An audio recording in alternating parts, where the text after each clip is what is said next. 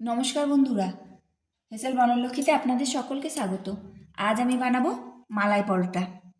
আর এই মালাই পরোটা কিভাবে বানাচ্ছি তার জন্য আপনারা সম্পূর্ণ রেসিপিটি দেখতে থাকুন। আর এইভাবে মালাই পরোটা বানিয়ে নিন, দেখবেন খেতে খুব ভালো লাগবে। একটা আমি ছিঁড়ে দেখাচ্ছি, দেখুন ভিতরে কিভাবে মালাই বেরিয়ে আসছে।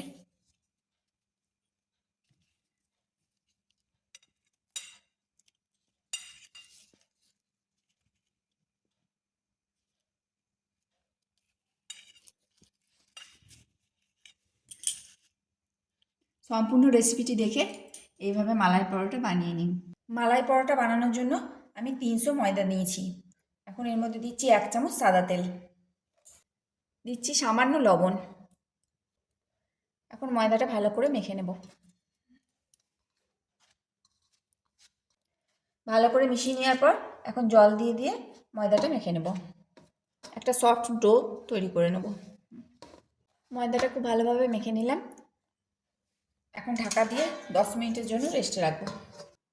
পরোটার ভেতর ভরার জন্য আমি নিয়েছি দুধের সর। সরটা প্রায় 50 গ্রাম হবে।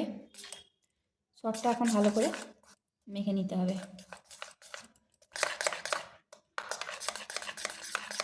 পরোটা স্টাফিংয়ের জন্য যে দুধের সরটা নিয়েছি সেটা ভালোভাবে গুলে নিলাম। এখন এর মধ্যে দিচ্ছি পাউডার দুধ।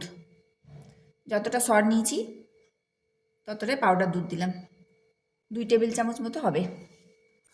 এখন একসঙ্গে এটা ভালো করে মিশিয়ে নেব। আর এর মধ্যে দিচ্ছি 1 চামচ চিনি। তবে চিনিটা আপনারা প্রয়োজন মতো দেবেন, যেমন মিষ্টি খাবেন সেই রকম দেবেন। আমি এখানে অল্প করে চিনিটা দিলাম, কারণ পাউডার দুধের একটা মিষ্টি আছে, তার জন্য আমি 1 চামচ দিলাম। এখন এটা খুব ভালোভাবে মিশিয়ে নেব। আর স্টাফিংটা ঠিক এই রকম হবে।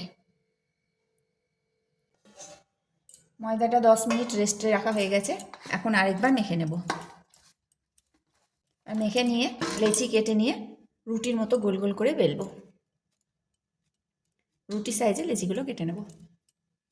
রুটির মতো গোল করে বেলে নিলাম। এখন ভিতরে দিয়ে দিচ্ছি স্টাফিং। আর ময়দাটা আমি গরম জল দিয়ে মেখেছিলাম, এটা বলা হয়নি। এমনি ঠান্ডা জলে ময়দা মাখলে পরোটাগুলো খেতে টান টান লাগবে, তাই অবশ্যই জলটা একটু গরম করে নেবেন, তাহলে খেতে বেশ ভালো লাগবে। ভালো করে লাগিয়ে নেব আর সাইডের দিকটা একটু ফাঁকা রাখবো।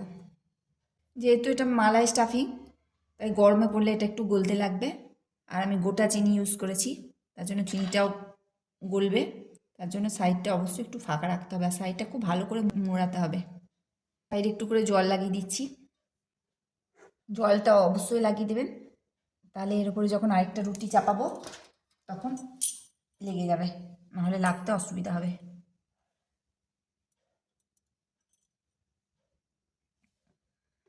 এবার এইভাবে একটু চাপ দিয়ে এটাকে লাগিয়ে দিলাম।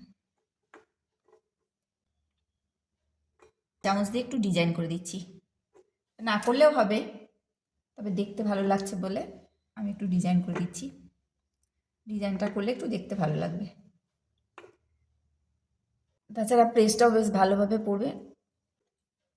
এইভাবে আমি সব পরোটাগুলো বানিয়ে নেব আর সেঁকবো। এগুলো আপনারা টিফিনে বানাতে পারেন। বাচ্চাদেরকে দিলে বাচ্চারা খুশি হয়ে পরোটা খেয়ে নেবে, কারণ ওরা অনেকটা মিষ্টি জিনিস পছন্দ করে।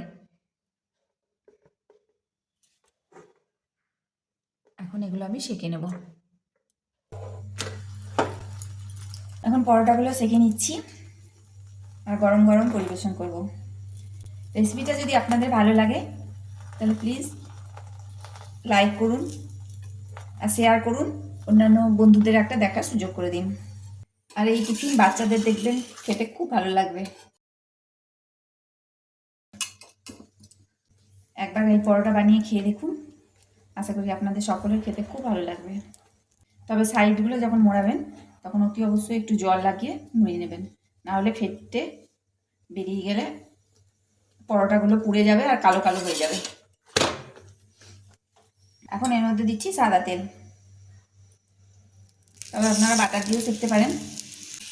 সমস্ত রেসিপিটি দেখার জন্য হেসেল বনলক্ষ্মীর তরফ থেকে অসংখ্য ধন্যবাদ।